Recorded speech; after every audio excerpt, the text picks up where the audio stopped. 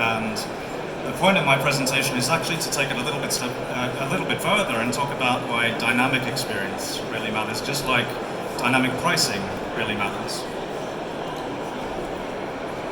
So I'm going to introduce 4 or 5 retailers who, over the last few years, have actually been spending a lot of money, not just in terms of how they bundle up the product and the price, but in terms of how they present it.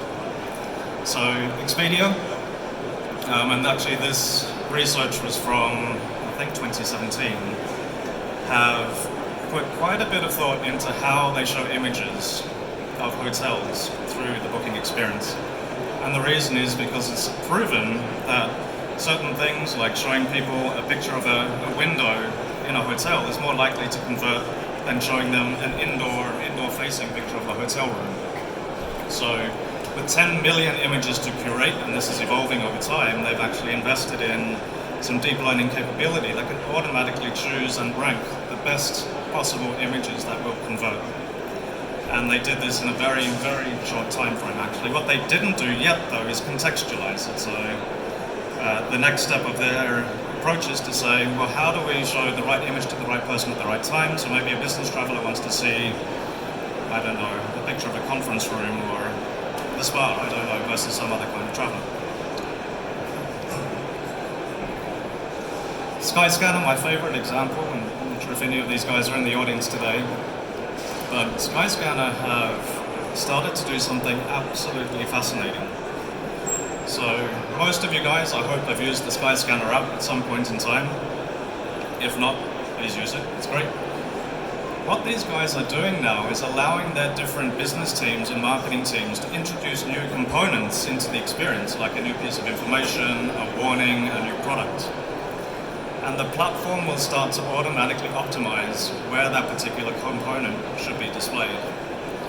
It does this without the help of any team member from Skyscanner once it's deployed. So they use a special algorithm which will trial the placement of the components in different ways. And based on reinforcement learning, it starts to learn which placements convert the best. Now, what the really interesting thing about this is that it's not just one placement for everybody. It actually starts to work out what placement works best in which situations, which did not have to be predefined. So you can imagine after the course of a few weeks or a few months, the solution is now presenting this component in 1,000 different ways for 1,000 different types of people in order to capture the ideal overall conversion. What's also interesting is that it adapts over time. So after 3 months, once the traffic profile has changed, the way that component gets placed will have evolved.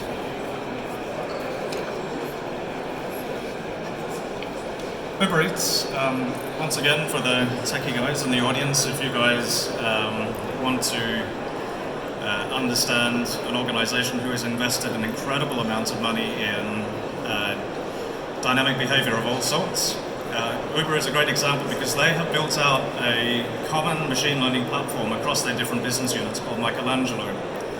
And the point of Michelangelo, very simply, is to democratize data across the organization. So each business unit, like Uber Eats, can start to, with their own unique use cases, implement machine learning-based optimization. So Uber Eats has done this for a few different things, like predicting your meal arrival time or working out which restaurants and meals should be prioritized first. They've done this through the Michelangelo platform and had quite a lot of success in doing so. I'll come back to the Michelangelo platform in a little bit after this. Airbnb, very quickly, trying to do the same thing in terms of dynamic offer ranking. What's interesting about these guys is that they've tried out about 6 or 7 very different types of machine learning solution to work out the best level of ranking. And feel free to read the research at your own leisure, but they have published the results of some of these algorithms which have performed quite differently in different situations. For example, based on how much training data was required and how much time was required to completely optimize the recommender. Trainline, here in the UK, these guys are doing a fantastic job to start to build out their own version of Michelangelo. And I've created some really interesting use cases around price prediction, so you can actually predict price increase or decrease of trains that you might be interested in as a consumer. And another really interesting use case where, based on sentiment that they collect through Twitter around train delays, they can start to incorporate that train delay information back into the customer experience. So as a customer trying to shop for a train, you might actually get a message saying, hang on, this train is delayed. That information came through Twitter. So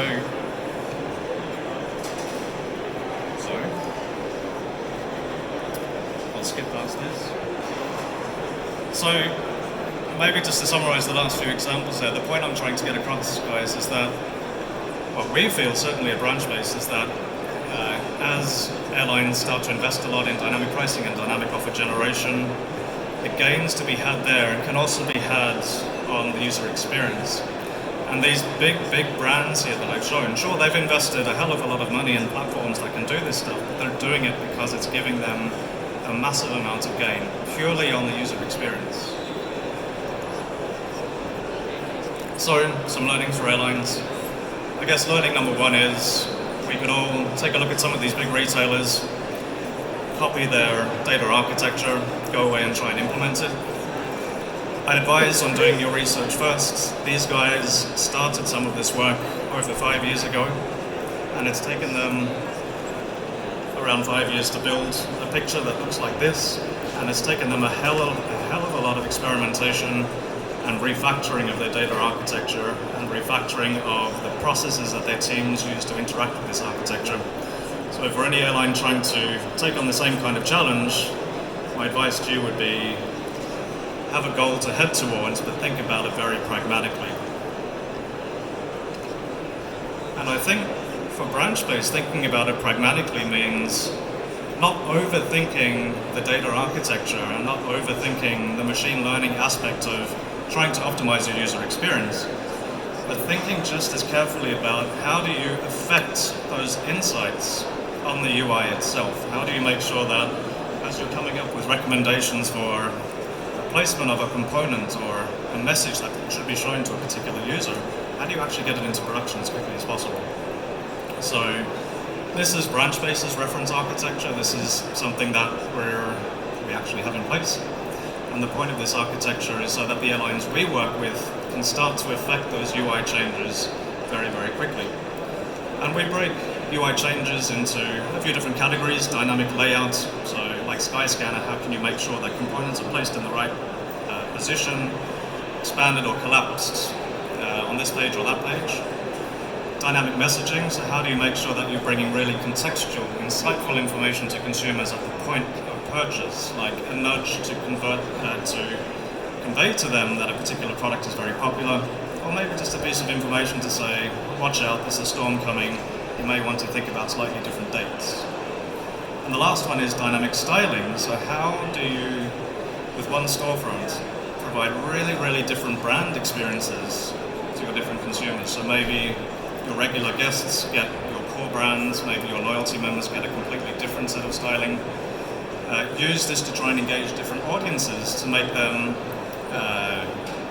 engage more deeply with your brand. And so the point of this reference architecture is to say we can, either through rules or through signals coming from a fancy data platform or dynamic pricing engine, we can affect these different contextual experiences.